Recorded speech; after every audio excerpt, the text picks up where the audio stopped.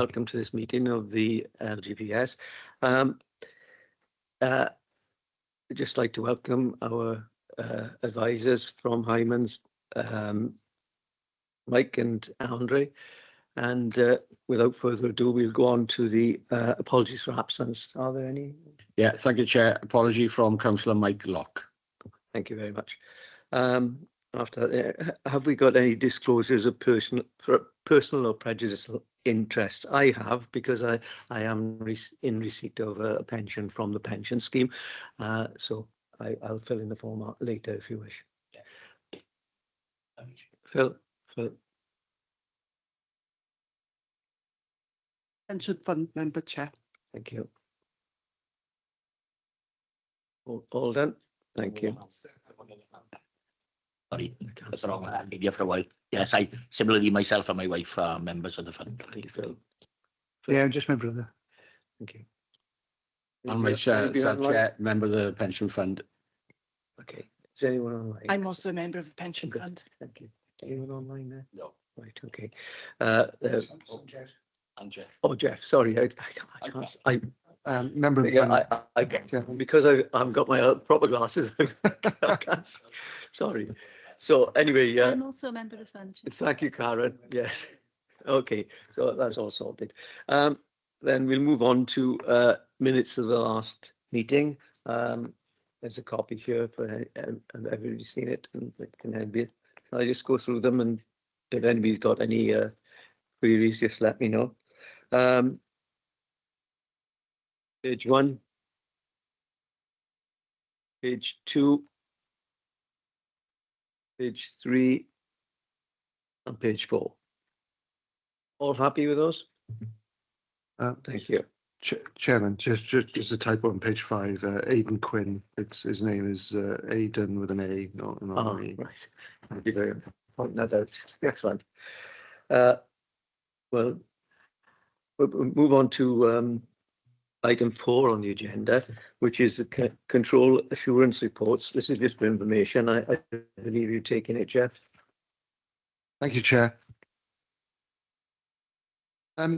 Just a couple of comments, if I may, Chair, as well, but by the whole agenda that we've got today. I know some committee members may be a bit perturbed by the size of the pack that came through their inbox in respect to this meeting. Rest assured, I'm not planning to go through all those papers line by line,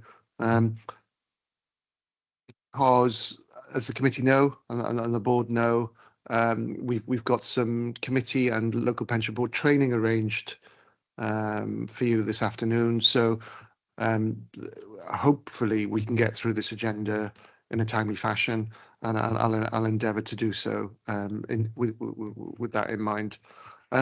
So this first report, Chair, as you quite rightly say, is controls assurance report. It's an annual item.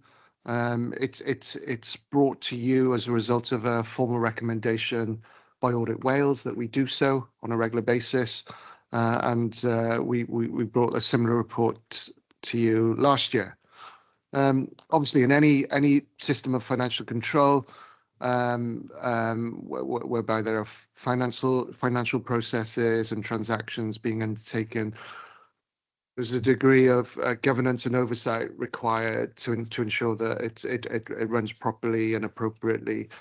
You know, the committee members and board members will be aware. I know lots of you sit on the Governance and Audit Committee, and you're used to receiving internal audit reports on our internal control systems and our financial controls, and you comment on those on a routine basis.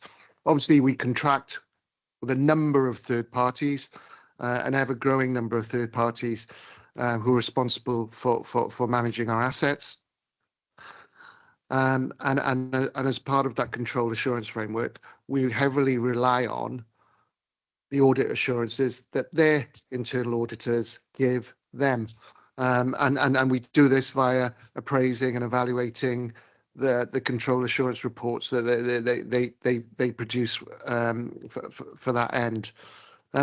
Obviously, noting the various different asset classes and jurisdictions that we invest in, that control assurance agenda is quite wide and diverse. It's not a single regulatory framework that they work under.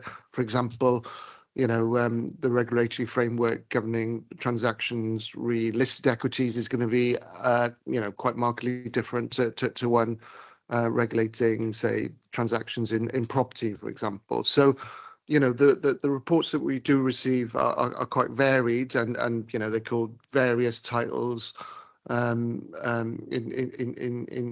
respect of that. What we're trying to do is give you comfort and assurance that there's nothing untoward in respect of the operations of our third-party contracted parties, and be able to communicate that to our external auditors, Audit Wales, so that they can, comfortably sign off our financial statements. If you have had a look at the reports, you'll notice that a lot of the flavour of the exceptions and the items being reported on are in relation to electronic systems, because obviously everything now is governed by an electronic system of some sort, be an accounting system, a transaction system, a risk management database, or whatever. And I think you can see there's a common theme in the reporting in the pack, that lots of the exceptions are in relation to the maintenance and upkeep of, for example, regulating, signing off users of the system when they leave the entity or organization, or giving them the appropriate authorizations when they sign on. So they're around that nature. So of not great concern, but in line with the regulatory framework they operate under, they're required to report them. As you're aware, over 70% of Swansea's assets are managed via WPP, and a majority of those assets are split between Russell Investments and BlackRock. So you'll notice that we've included, for completeness, noting that high percentage of assets managed by those two managers, we've included both those reports in full, just so you can get the full complete flavour of the control environment and the assessment of risk that they've undertaken in respect to those. And you can see that those two reports starting on page 11 of your pack. So quite dry, reading, should you so wish to go through it. Capture report, nothing of note that I want to draw to your attention. And then after those two reports, a colleague of ours, of mine and Karen's, Ben Johnson, has reviewed and appraised the remaining control assurance reports, and they're identified on page 205 of your pack. So basically, after BlackRock and Russell Investment,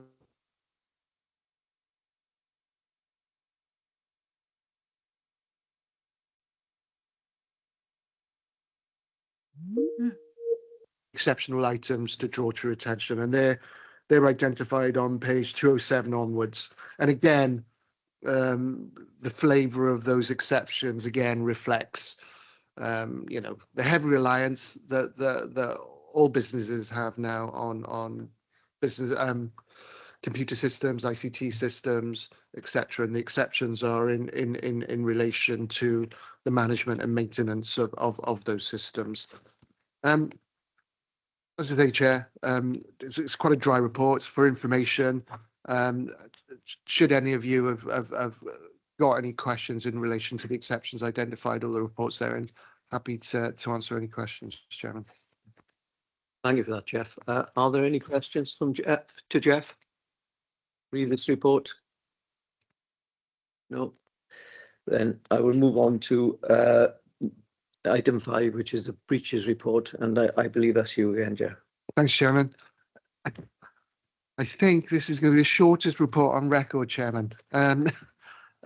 This is a regular item. It gets reported on a quarterly basis to committee, where we identify breaches in the preceding operating period, which we're required to do under Pensions Regulator Code of Practice. there have been no breaches this previous quarter for the first time. Even our serial offender, the small community council who is late. You know, you can guarantee they're always going to be late. I've managed to pay on time, so yes. Zero breaches to report this time. So I think that's the first time ever, Chairman. That's very, very good news. Incredible news, in fact. Oh, okay then. So we move on to exclusion of the public. Can I have a proposal for that, please? I'm happy to propose, Chair. Thank you. A second. Thank you. Thank you.